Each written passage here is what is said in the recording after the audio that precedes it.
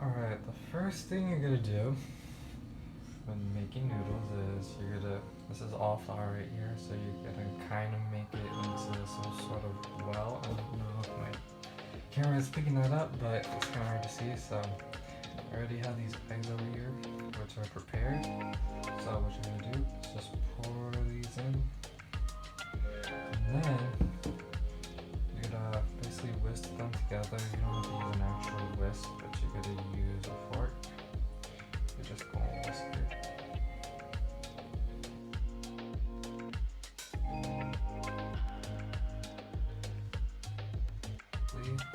Because you kind of have the flour shaped into a border. Like I said earlier, it's like a well, so I'm gonna do this. Take the yolk of the egg, which is the yellow part. Once you feel like the yolk is like completely gone, not gone, but it's like mixed in together with the other yolks, then you could start mixing basically. I'm gonna get to that in a second. And depending on how many people you're trying to feed for making these homemade noodles is depending on how many eggs you're using. So last time when I first made it with my other post, I only used 2, and it made only a little bit, so I'm doubling it to make 4. Okay, now this is going to be the messy part. So if you ever do this, just make sure you're not wearing anything nice or something. Yeah, just don't wear anything nice. Make sure you wear something that you don't mind getting dirty. So, all right. So you're gonna fold it in. So it's gonna be a little bit messy if you try to do it. So what I do, kind of just push in the walls and then just start mixing it.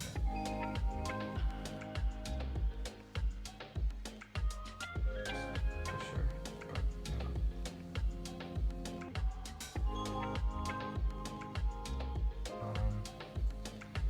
so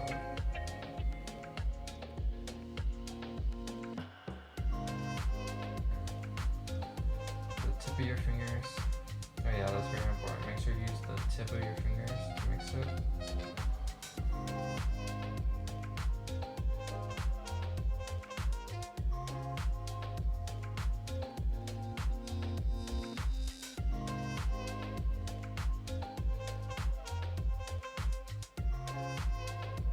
Wash your hands consistently because this is going to be a super dirty experience.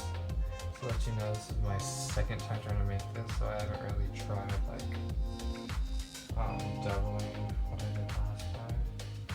So I'm going to need a lot more flour. You can see that. So hold on a second.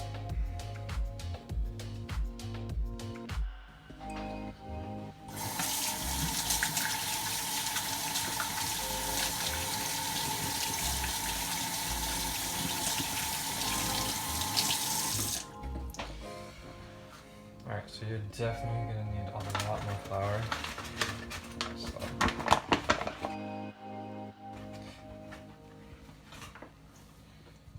pour a bunch on there. Just to let you know, I'm not professional at this yet, but I will be one day, so practice makes perfect, so just gotta keep trying.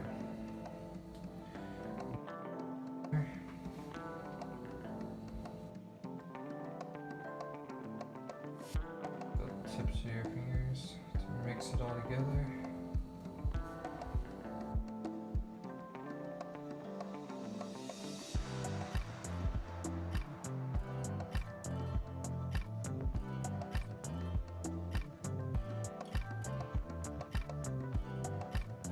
Flour.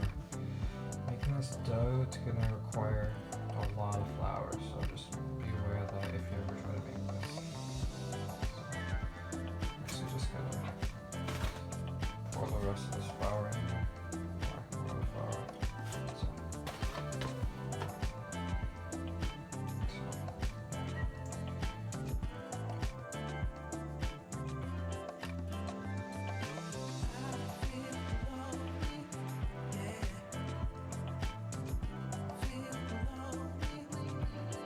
tell you why, but it's coming in like, it's starting to become like doughy, so it's really what you want to try to go for.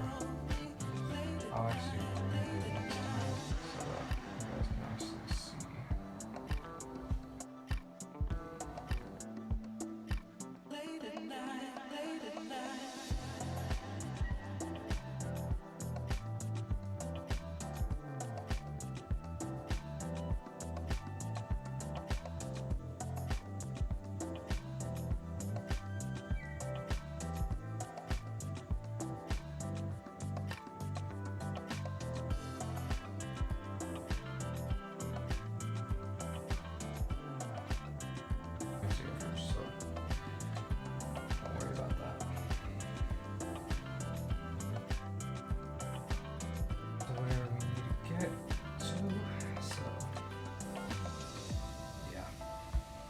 There we go. Yeah, a little worried at first, but it's coming together for sure. Flour. Let's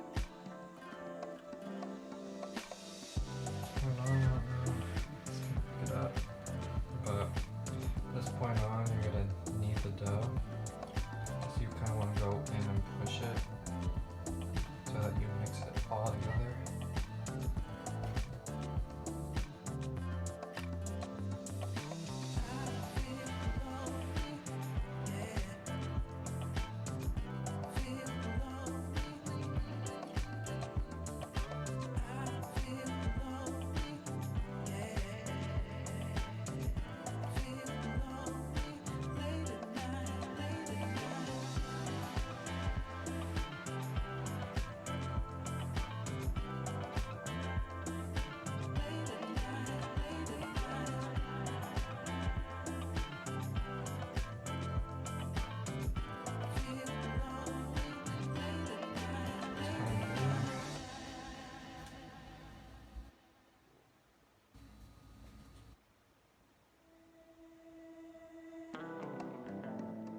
Kneading it till it gets super duper like soft on the outside, which is probably gonna take a minute. So let's see, I'm gonna wash my hand one more time.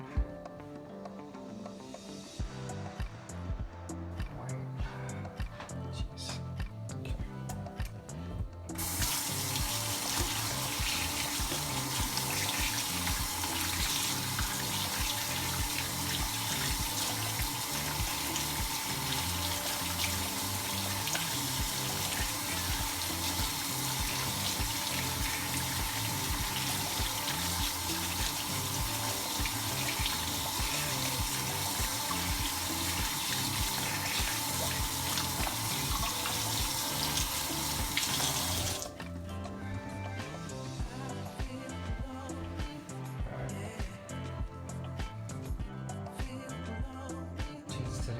Video because it's too bright and most of you guys couldn't see, well actually all of you guys couldn't see the dough because it was so covered in flour that it was just white on my screen basically. So you can see the dough, there you go. So you can see the dough is almost out of form, so you're just going to keep kneading it until it gets very smooth on the outside. So.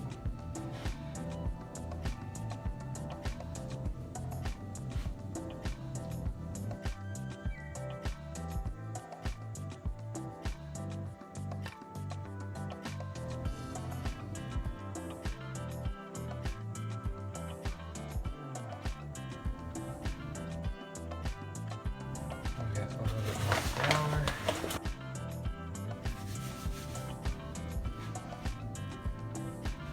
There isn't like the exact measurement of how much flour to use, so I just know you need a lot, so probably if you were to measure it, probably like 4 cups at most, so probably 5. But like I said earlier, it depends on how much you're gonna make. So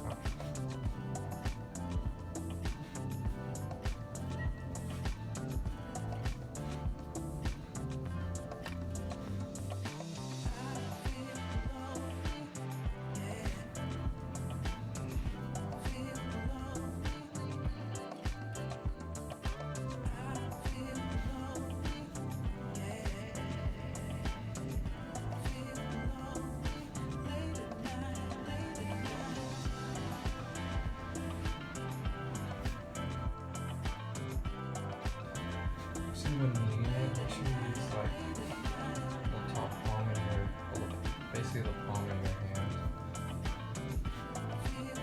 instead of like the tip of your fingers. Makes it go a lot more, not faster, but makes it go a lot more smoother. So.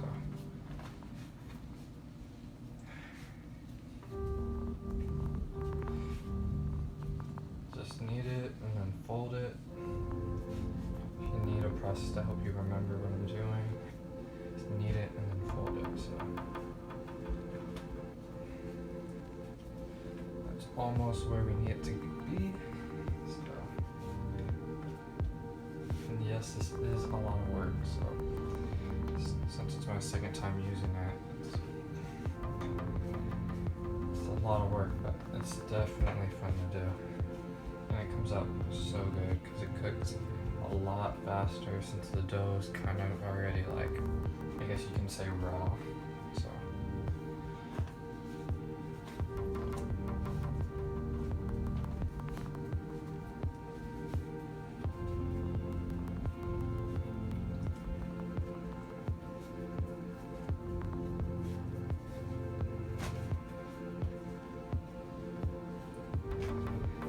After we finish this, we're gonna get some syringe wrap.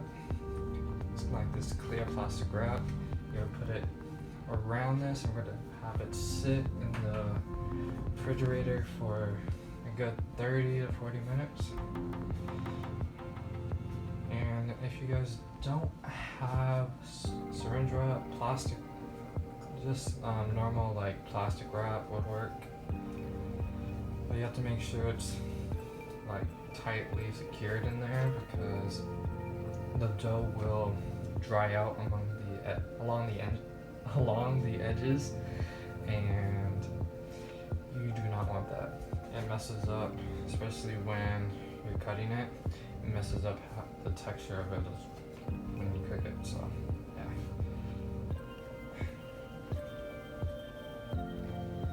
All right, it's near where we want it to be.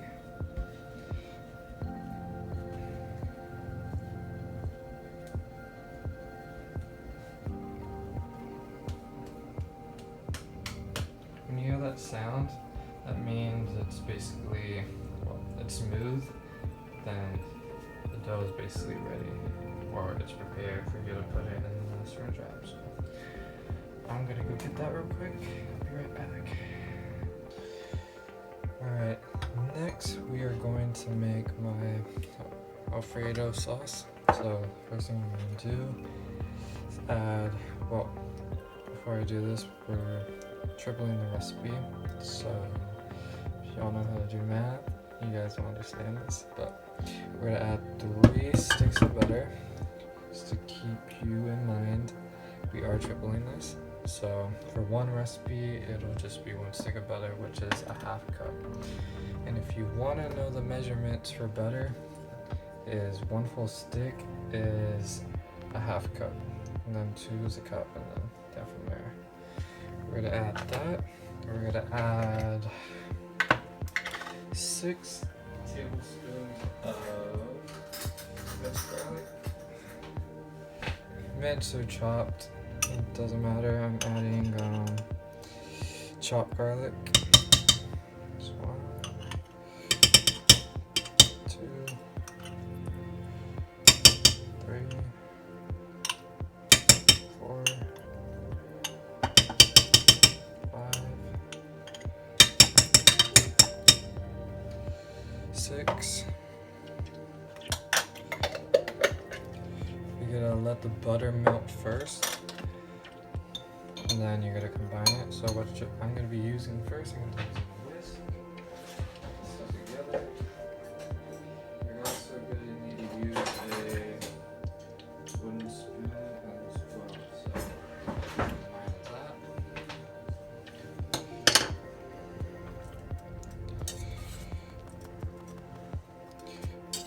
Don't want this to be too hot, not yet. So let this mix. Turn it up just a little bit. Okay.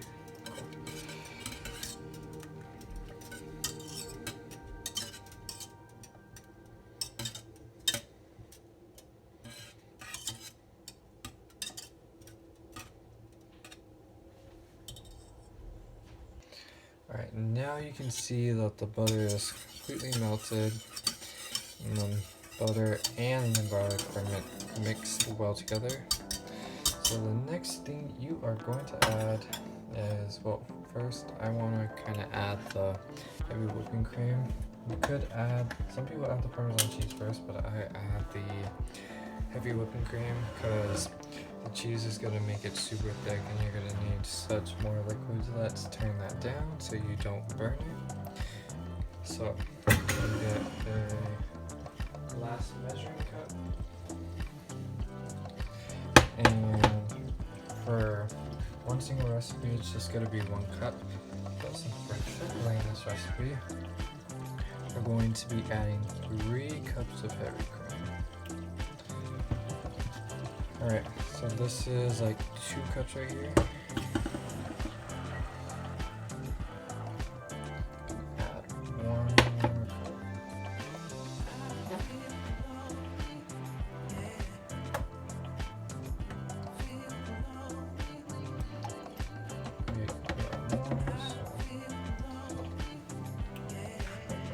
I realize we have so much in the container.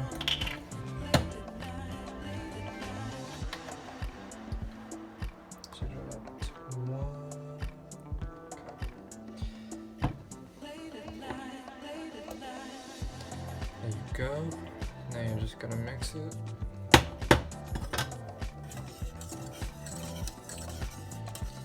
And mix it till well combined.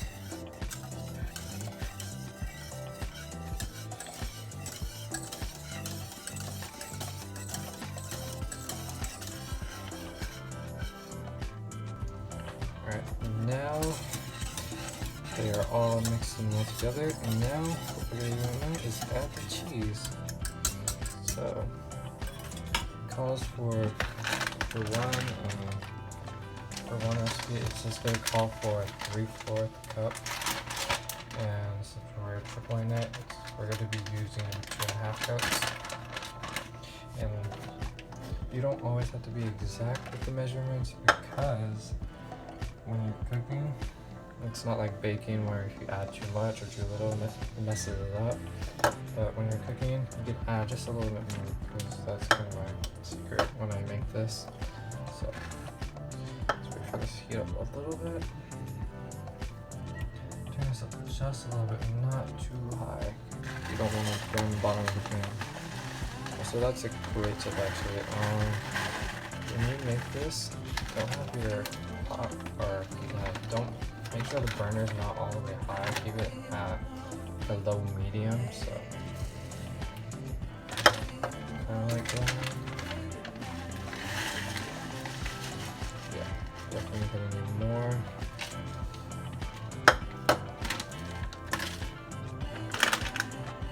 Also, oh yeah, that's right. When you add it in there, make sure to add it in gradually so that you're not putting it all in there at once. So, yeah.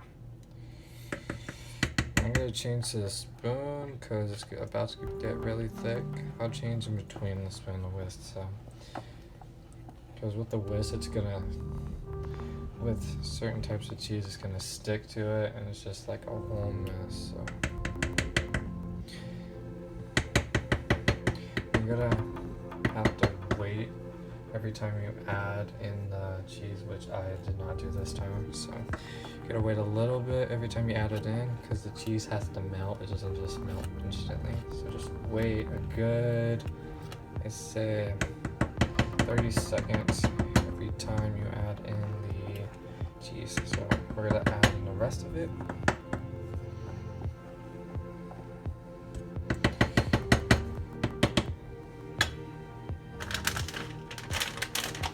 Later I'll talk about the consistency you want to have with this. So turn that down. See how it's bubbling? When it's bubbling, that means the pan is way too hot and you gotta turn it down. Especially with cheese, it'll basically burn the pan at the bottom. It's so sticky. So we're gonna add the rest of this cheese.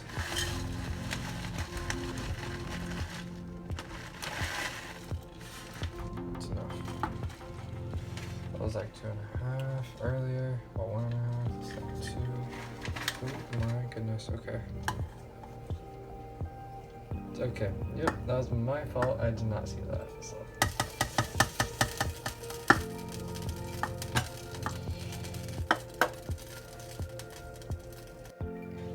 Alright, now we're gonna make the final last thing, which is the marinara sauce.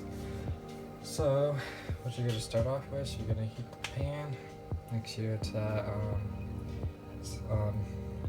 kind of high, but not too high. So we're gonna add just a little bit of olive oil, just to cover the bottom of the pan. And then you're gonna add minced or chopped garlic. We're making a single recipe for this. We're not doubling it or anything.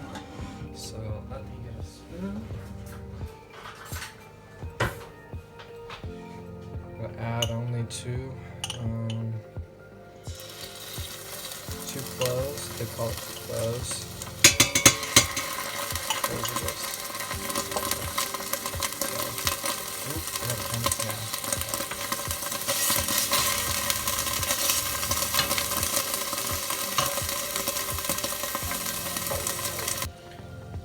Now you can see that I added the onion, which I diced.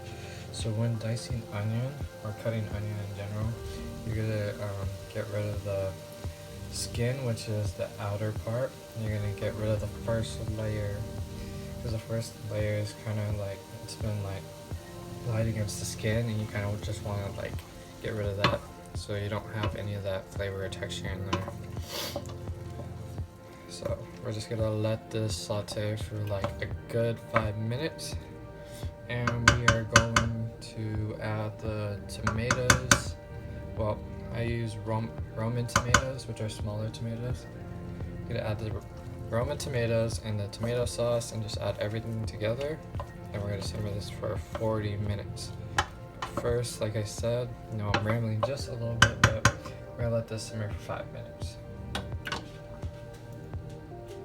Okay, also, I did not get this part in the video, but I wanted to show you guys how to basically peel tomatoes the easier way, because some people just peel it with like peeler. This is the easier way that I learned when I went to a culinary class like 3 years ago. So what you would want to do, you would place the tomatoes in very hot water, like when it's bubbling, and then you let it sit in there for 2 minutes.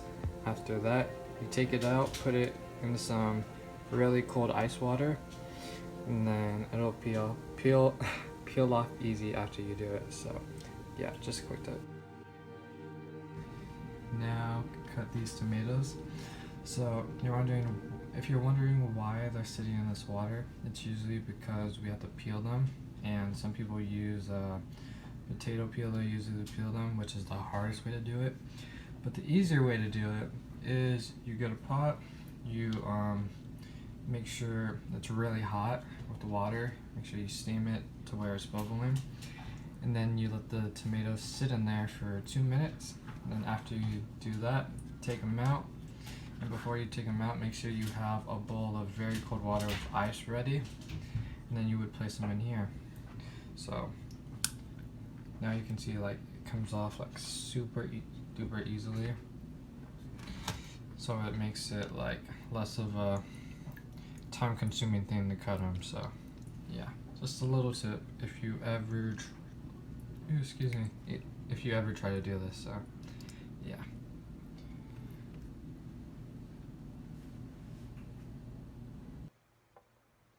Now you can see that I added the tomatoes that I cut. Like I said before,